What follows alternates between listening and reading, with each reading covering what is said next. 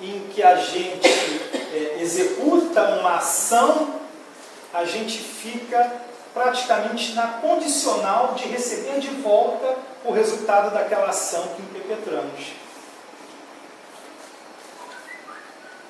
Aí tem alguns entendimentos da justiça, né? A gente vai ver que esses dois entendimentos primeiro são entendimentos que caem por terra, né? Em relação ao que a doutrina espírita nos traz, né?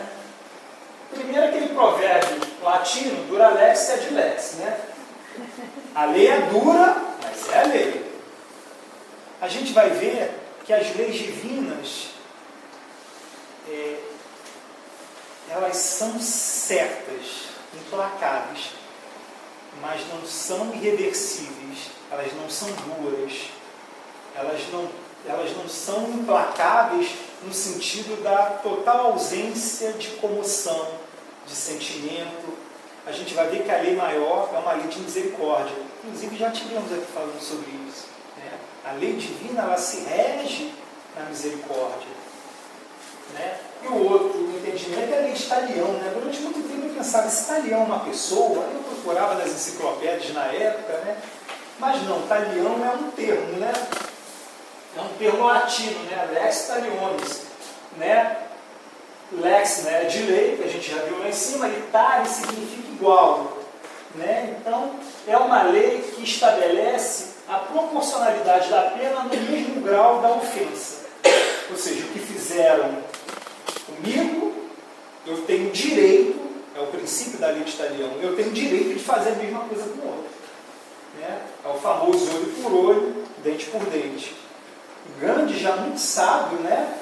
Ele já dizia que se esse provérbio valesse, todos acabariam em cegos, né? E banguelos.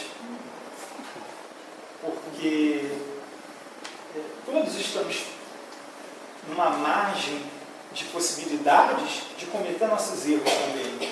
E gostaríamos do outro o quê? Misericórdia, atenção, carinho, né? Então eu acho que é o que a gente deve. Jesus ensinou isso aí muito bem para a gente, né? Quando aquele rei que não perdoava a nenhum dos seus súditos, né? E quando ele precisou de perdão, foram implacáveis com ele também. Aí já é um entendimento da justiça divina muito mais próximo do que a doutrina nos traz, né? E aí Jesus, né, muito sábio, né, lá no Evangelho de Marcos, no capítulo 4, versículo 32, né? Tendo sido semeado, cresce. Ou seja, o que você semear, isso vai frutificar, né? Isso vai crescer. E crescendo, evidentemente, você vai ter que colher. Né? Tem essa frase multimilenar da doutrina espírita, né? É do espírito André Luiz, está no livro Siga, está no livro Siga, do espírito André Luiz, né? A semeadura é livre, sinal verde, perdão. Sinal verde. Sinal verde. Está lá, a semeadura é livre, mas a colheita é obrigatória, né? Você vê que é um pensamento bem condizente com o de Jesus, né? Tendo sido semeado, cresce.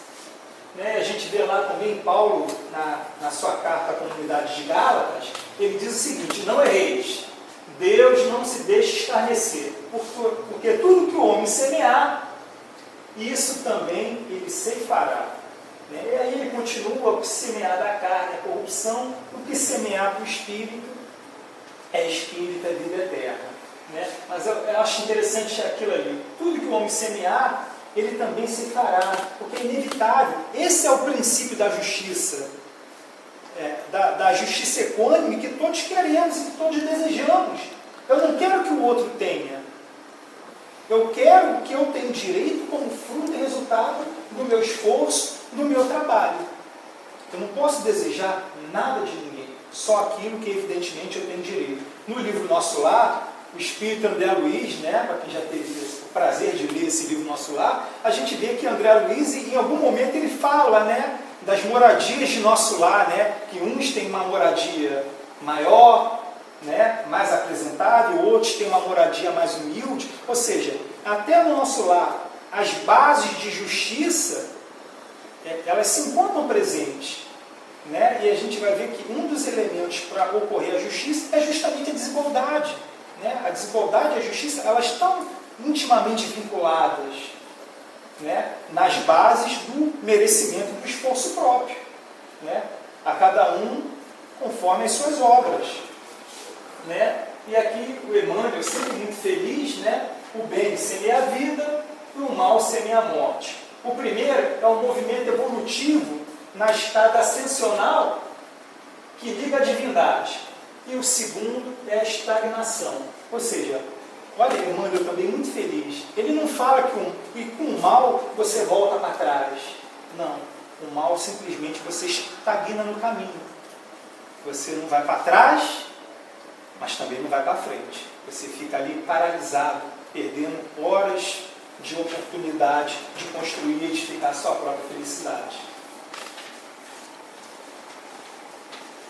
E aí tem umas frases que a gente pincelou, né? E a gente está falando de justiça divina e a gente precisa entender esse Deus, né? E está lá em João, capítulo 4, versículo 8, aquele que não ama não conhece a Deus, porque a cara de Deus é o amor. Né? A gente fala isso reiteradamente em todas as reuniões, eu tenho certeza aqui, em algum momento, de forma clara ou de forma sugestiva, em todas as reuniões isso é falado aqui, eu tenho certeza disso.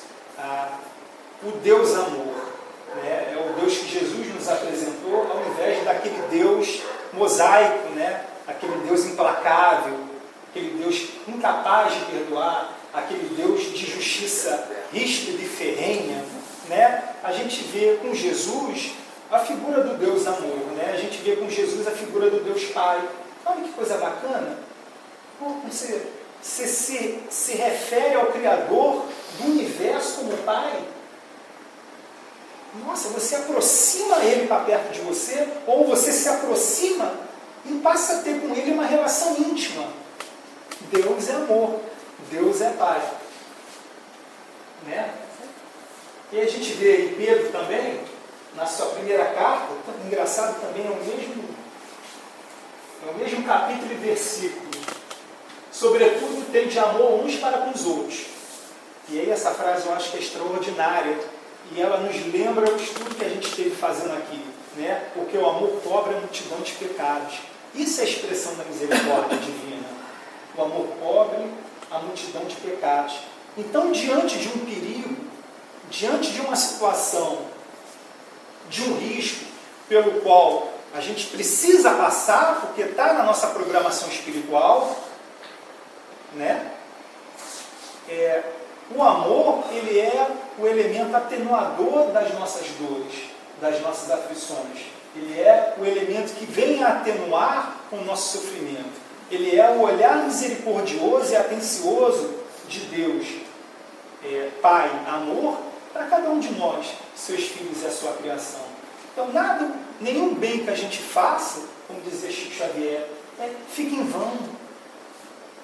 Toda semeadura no bem, por menor que seja, ela é contabilizada em prol do nosso benefício. E no momento adequado, essas hostias de luz, elas virão em prol do nosso benefício. Né? Elas virão em prol de cada um de nós. A gente vê em Ezequiel, ele foi um profeta lá do Antigo Testamento, né?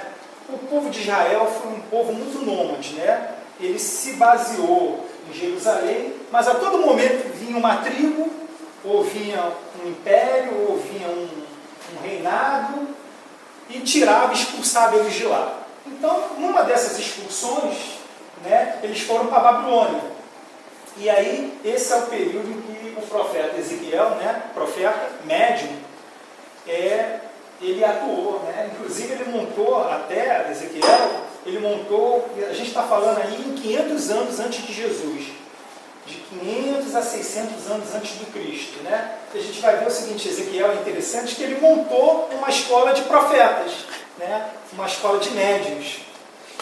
E aí ele diz o seguinte, né? Que ele não quer a morte do pecador, né? Deus teria dito para ele, né? E ele, como porta-voz divino, né? Dos bons espíritos, trouxe para cada um de nós. Eu não quero a morte do pecador, eu quero que ele se converta e viva. Isso nos lembra a pedagogia divina.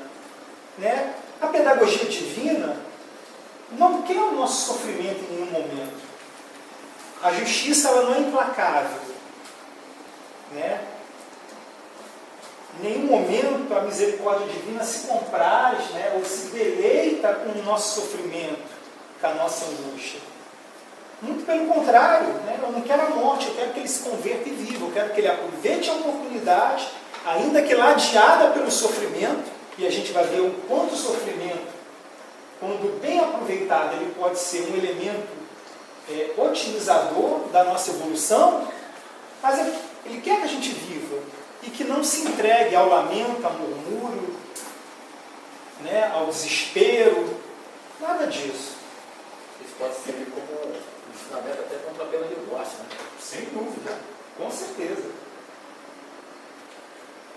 A gente vai ver que Jesus, né, lá em Lucas, ele também fala uma coisa muito parecida, né? Porque o Filho do Homem, que era Jesus, né, não veio para destruir a alma dos homens, mas para salvá-las. Né? Quando Jesus disse essa frase, ele estava passando com a sua comitiva e eles iam passar por uma aldeia de samaritanos. Né? Os samaritanos, eles eram judeus muito mal vistos daquela época. Né? Então ele ia passar por uma aldeia de samaritanos e eles queriam apoio. E nenhum dali dos samaritanos, quando viram que eles estavam vestidos como judeus, se proporam a ajudar. Né? E aí Pedro, né? Sempre Pedro, né? Aquele apóstolo mais combativo, né? Do Cristo, né? E aí Pedro diz o seguinte: mestre, faça como Elias, faça cair uma chuva de fogo. Olha só, faça cair uma chuva de fogo sobre a aldeia. Calma, meu filho. Eu não vim destruir a alma dos homens, mas eu vim para salvá-los. Pode passar. E aí, são conceitos que a gente carrega, né? Em toda a doutrina espírita, a gente a todo momento ouve esses conceitos, né? Expiação e prova, né? E aí a gente tem alguns conceitos interessantes, né? Expiar é remir a culpa ou os delitos pelo cumprimento de pena ou penitência. Então, remir é você, de alguma forma, se redimir, cumprindo a sua pena, a penitência que lhe foi imposta. A gente também tem o significado de sofrer as consequências. Em outro momento, de se purificar. A gente vai ver que esses conceitos do dicionário, eles são muito felizes em várias situações da doutrina dos espíritos. Que em vários momentos o termo expiação ele quer significar a purificação, o sofrimento das consequências, porque a cada vez que a gente seguir por um caminho de desequilíbrio, a gente vai ter que retornar pelo próprio caminho. É lei, não há atalho. Perceberam? Então existem dois caminhos. Existe o caminho que leva ao desequilíbrio, né, a porta larga, e existe a porta estreita. Quando você passa pela porta larga, não adianta que lá dentro não vai ter um atalho que você vai pular para o cômodo estreito. Não há. Infelizmente você vai ter que fazer toda a caminhada de retorno, até do ponto onde você parou, para aí sim, opa, agora eu vou seguir o caminho certo, porque eu já estou experimentado. Né? Experiência é uma coisa muito interessante. Né? Não adianta você ter, né, a senhora como mãe ou como avó e querer passar para o seu amor que está aí do seu lado. Não adianta, porque a experiência se vive. Né? Experiência é um tesouro, é um recurso próprio. A senhora vai falar, vai explicar como mais experiente, mais vivida. Minha filha, não segue esse caminho. Olha os perigos que rodeiam esse caminho. Olha o risco que você está correndo. Não vá, minha filha. Mas não adianta. Enquanto o próprio espírito não viver por si só essa experiência, o que a senhora falar pode ser aproveitado, e a gente espera que seja, né? Porque nada melhor do que aprender com a dor do outro. E a doutrina está aí, ó, a doutrina espírita é a doutrina mais profícua em termos de biografia. A gente deve ter quase uns 1000 ou mais de 1000 livros de conteúdo espírita, e entre eles romances. Né? Os romances estão aí com as histórias e a gente lê e não aprende com a história dos outros, com a experiência de vida dos outros. A gente tem que construir as nossas experiências, né? Então, uma vez que você avança pelo caminho da perdição, você vai ter que voltar por ele. E quando você volta por esse caminho, você vai sofrer, porque é inevitável. É inevitável você ter que, ao longo dessa caminhada de retorno, pisar nos espinhos, receber as pedradas, receber no seu próprio corpo físico e espiritual as consequências da opção que você fez. Isso é inevitável. É a justiça. É uma justiça que tem um olhar atencioso e misericordioso de Deus, porque Deus é amor, não quer a morte, mas quer a vida. Mas é da justiça. Isso é inevitável. E é necessário para ter o aprendizado. É necessário para a experiência. Perfeito. Ele vai aprender onde estão os espíritos, vai saindo. Com certeza. As pedras. Claro. Assim, nada contra a quem ainda tem o hábito do tabagismo, né? Porque uns têm o hábito do tabagismo, que é um hábito físico, psicológico, emocional. E tem outros que têm os seus pecados, né? Seus pecadinhos morais, né? Eu não sei qual é o pior. Mas assim, eu vejo mamãe fuma um atrás do outro. Já não é mais nenhuma moça nova.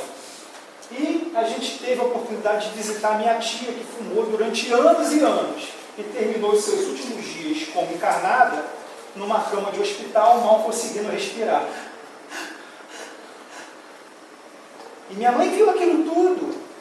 Falei, e aí, mãe, e agora? Vamos ou não vamos? Vamos aproveitar essa experiência da titia, né? Porque eu como filho, não gostaria de ver a senhora nessa situação. Mas vamos aproveitar essa experiência da titia, porque o caminho é esse. Não dá para esperar um caminho diferente em função da semeadura que você está fazendo. Se eu plantar abacaxi, não dá para esperar colher laranja. Então o caminho é esse. Mas não, deixa. Aí eu, como espírita, um mínimo de entendimento que a gente tem da doutrina, né? Se ela vir a ficar amanhã na mesma situação de titia, eu vou me desesperar, lamentar, culpar a Deus? Não. Semeadura dela. E a colheita é inevitável que seja dela. Então todo o estrago que ela faz, a indumentária física dela, né? É inevitável que ela tenha de volta o retorno disso tudo. Em que ela sinta dor, em que ela sinta o incômodo, em que ela sinta a falta de ar, e por aí vai. Né? Então, esse caminho de volta, ele é nosso. Então, esse caminho de volta é justamente a expiação. É o corpo se purificando, é o corpo se reabilitando de tudo aquilo. A gente vê, né? Eu tiro por mim, né? Eu, nas minhas idades mais tenras, eu tinha asma, bronquite, um monte de problemas respiratórios.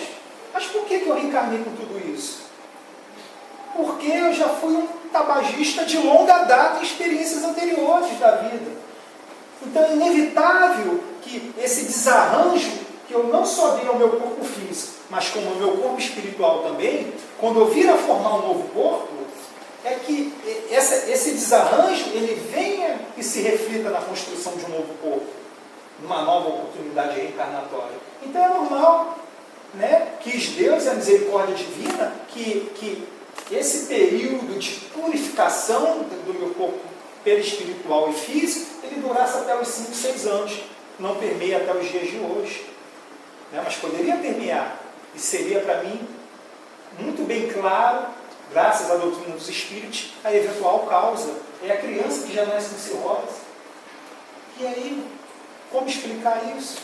É o corpo dela ali, né, numa nova experiência carnal, buscando se realinhar novamente, buscando equilíbrio. E a busca por esse equilíbrio se reflete em colocar a doença para fora. Né? Colocar e expandir esse mal para fora. Aí vem as variadas enfermidades físicas. Né? Memória do Suicida está aí para nos dizer isso aí. Né?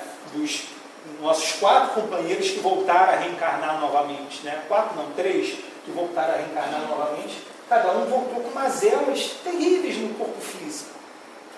Porque essa reabilitação se faz necessária. E E aí tem aquele outro princípio, a natureza não dá salto. Não, é bem devagarzinho, muito devagarzinho. Né? Os irmãos falavam lá no Memória do Suicídio, os instrutores, que às vezes, para um determinado suicida, seria preciso até 2 ou 3 reencarnações, até ele conseguir ter condições de reencarnar com um corpo físico com um mínimo de equilíbrio, né? Com um mínimo de saúde que lhe garantisse uma determinada longevidade, né? Material.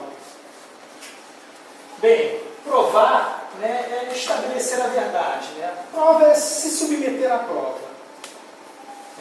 Pode passar. E a gente vai ver lá no livro Céu e Inferno. O Céu e Inferno é um livro extraordinário. Ele é dividido em 2 partes. A primeira parte, vamos dizer assim, que é teórica, e a segunda parte são casos de N espíritos dos mais diversos níveis morais e de entendimento, em que vieram, através da reunião mediúnica, dar o seu testemunho, né? Sendo convocados, né? Evocados por Kardec. Então a gente vê lá no livro Céu e Inferno o Código Penal da Vida Futura. Então está lá no item 10. Né? O espírito sofre, quer no mundo físico, quer no mundo espiritual. Vamos entender esse sofrimento aplicado no tema de hoje, que é o perigo. Né? Perigo é a possibilidade de um risco de uma coisa ruim. E esse risco pode ser um risco fatal, pode ser uma enfermidade, pode ser um acontecimento que de alguma forma vai nos trazer um certo transtorno ou uma certa dificuldade na nossa experiência física.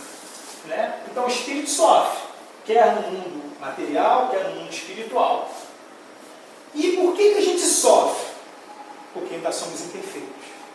Eu acho que essa é a explicação mais objetiva que tem para o sofrimento. Enquanto ainda fomos espíritos imperfeitos, o sofrimento é um companheiro das nossas jornadas, aqui ou do outro lado da vida. O que, por outro lado, também nos motiva a justamente sair dessa condição de imperfeição e buscar uma condição de plenitude com Cristo. As misérias, as vicissitudes na vida corpórea são oriundas das nossas imperfeições. E aí tem uma outra explicação muito interessante. Elas são expiações de faltas cometidas na vida presente ou nas vidas anteriores. Então, todo sofrimento, né, toda situação de perigo que a gente passa nessa vida, em que a gente não encontra explicação nela, pode ter certeza que se Deus é amor e é infinita justiça, ninguém sofre por acaso. Né? E se sofremos e a explicação não está nesse momento atual, ela vai estar lá no passado.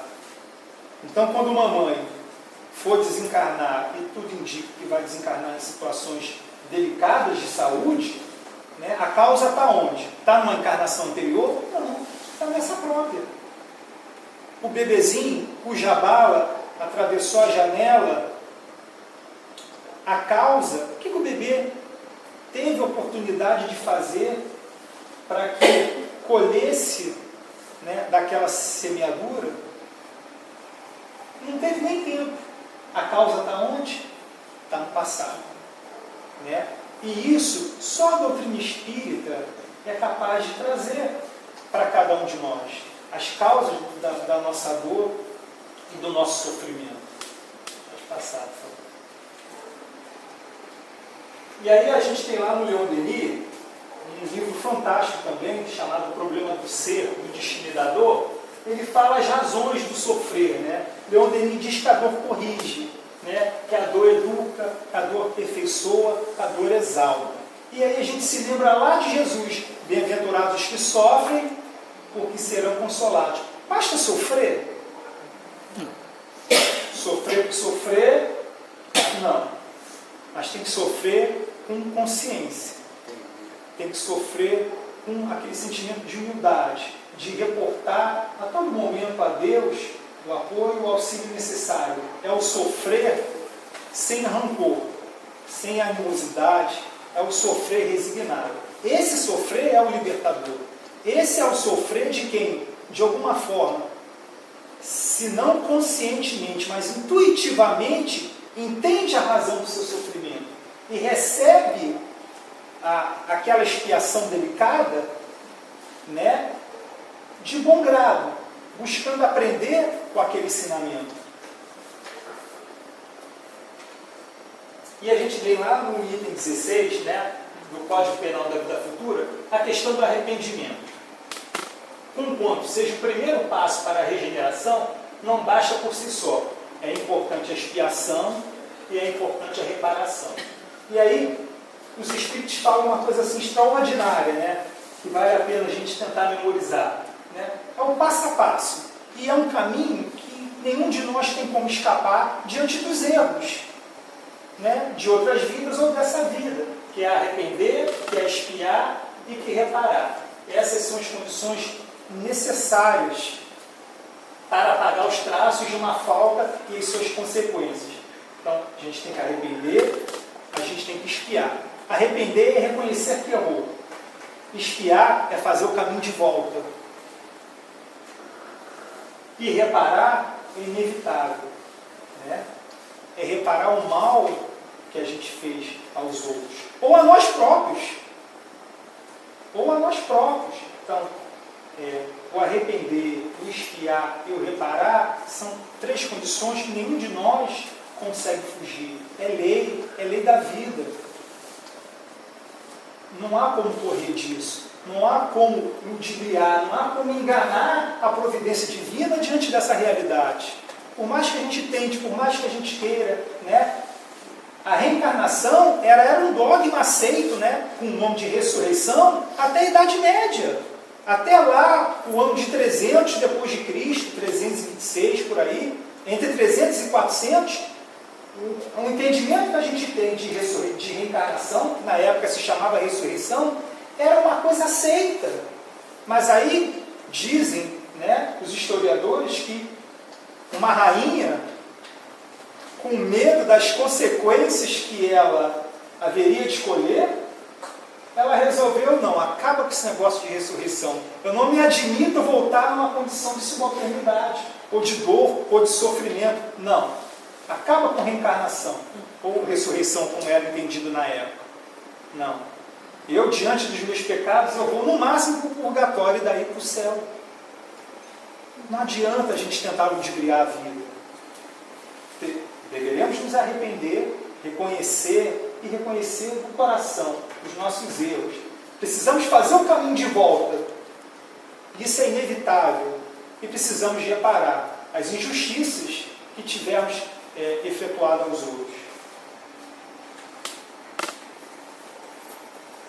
E aí ele diz o seguinte, né, que a reparação consiste em fazer o bem àqueles a quem se havia feito mal. Pode passar.